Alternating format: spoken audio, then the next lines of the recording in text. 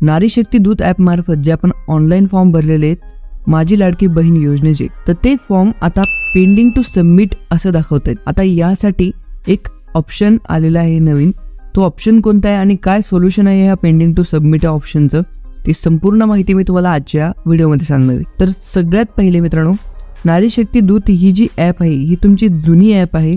ही app तुम्हाला update करून घ्यावी लागेल। अपडेट करण्यासाठी सगळ्यात पहिले तुम्हाला प्ले स्टोअरवर यायचं आहे।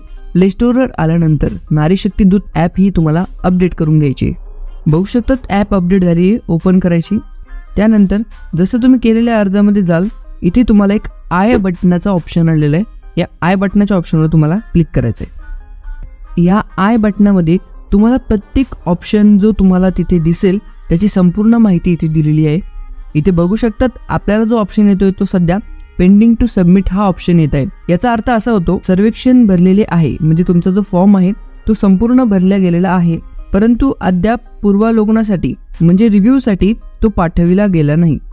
ज्यावेळेस तो रिव्ह्यू होईल त्यानंतर तो अप्रूव्ह होईल आणि अप्रूव्ह झाल्यानंतरच तुम्हाला हे पेमेंट इथे येईल। इथे प्रत्येक ऑप्शन दिलेलं आहे मित्रांनो, जो पण काही ऑप्शन तुमच्या फॉर्म समोर येतोय त्याची संपूर्ण माहिती इथे दिलेली आहे। ऑप्शन बघून तुम्ही ती माहिती घेऊ शकतात।